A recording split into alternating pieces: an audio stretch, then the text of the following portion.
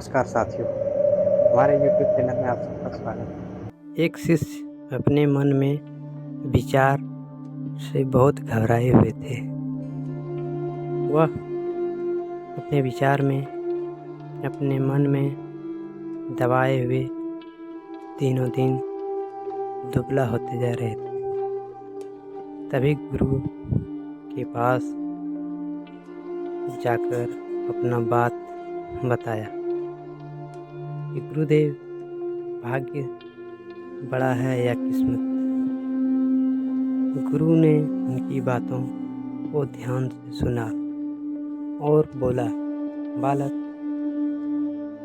तुम्हें मेरी बात माननी पड़ेगी और यह अंत तक समय देना पड़ेगा। फिर गुरु ने एक ज्ञान की बात बताना शुरू किया।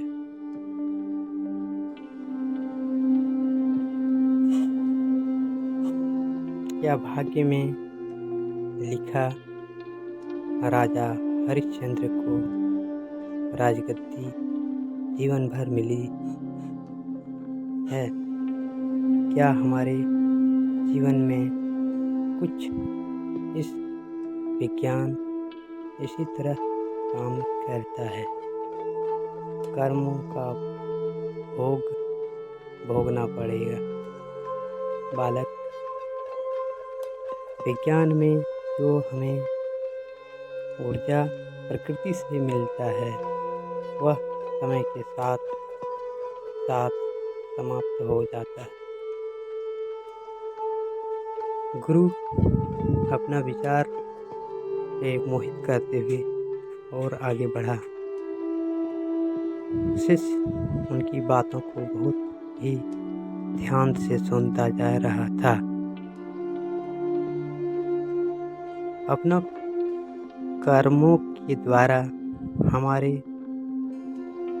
कर्म ही हमारी किस्मत है। प्रकृति की कार्य बहुत बड़ी और कठोर है। नियम में न तो कोई भेदभाव है और न ही कोई पक्षपात किया है। गुरु वह इसके बारे में अंत में बोलता है। शिष्य उनकी बातों को ध्यानपूर्वक सुन रहे थे। तभी उनकी आवाज में मीठापन लाता है और बोलता है और समझाने की प्रयास करता है। किसी बच्चे ने आग छू ली तो वह जलेगा अवश्य, क्योंकि आग का काम है जलाना और जो भी उसके संपर्क में आएगा उसको वह जलाएगा ही। प्रकृति का जो कर्म विधान है उसके अनुसार हमें अच्छे या बुरे सभी कर्मों के फल को भोगना होता है। कर्मों के फल भोग में गणित का नियम